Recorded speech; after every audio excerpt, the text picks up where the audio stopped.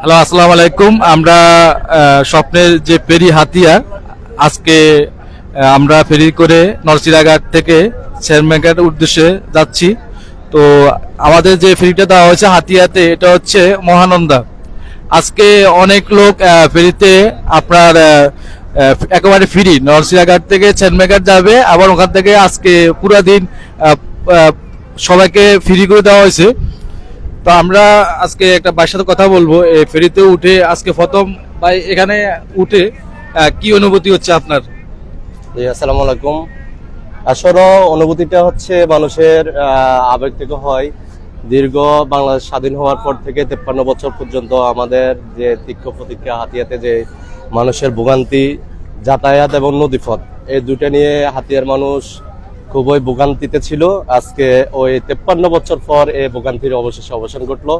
আসলে মানুষের মধ্যে কালকে থেকে মহানন্দা ফেরি যখন হাতিয়াতে লঞ্চ করে তখনই থেকে মানুষের মধ্যে একটা আনন্দদায়ক একটা আত্মতৃপ্তি অনুভব করতেছি, মানুষের আনন্দ উল্লাস অনুভব করতেছি।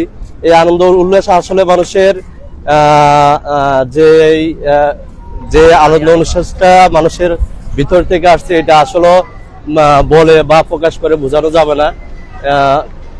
আমারও তো দ্রুপ আসলে ফেরি পেয়ে হাতিয়ার মানুষ অনেক আনন্দ দিত। আসলে আজকে এই স্বপ্নের ফেরি আমাদের অনেক দিনের আশা আকাঙ্ক্ষা ছিল, কিন্তু আজকে পূরণ হওয়ার পথে, একেবারে পূরণ হয়ে গেছে বললে চলে। তো এই একক আমরা কি একক কাউকে ক্রেডিট দিব নাকি হাতিয়ার সবাইকে ক্রেডিট দেওয়া উচিত? আসলে এটা বলতে গেলে এটা হাতিয়ার যিনি প্রথমত কাজ করছেন উনি ক্রেডিট হচ্ছে এভাবে আমি আমার পক্ষ থেকে দিব, এটা হলো জনাব আব্দুল হান্নান মাসুদ, যার অক্লান্ত পরিশ্রমে আজকে আমাদের এই ফেরিটা হাতিয়াতে নলছিরাঘাট থেকে শেরমেঘাট যাতায়াত করতেছে। এবং তার সাথে আমরা যারা সামাজিক সংগঠন গুলো আছি তাদের প্রচেষ্টা ছিল, তাদের যত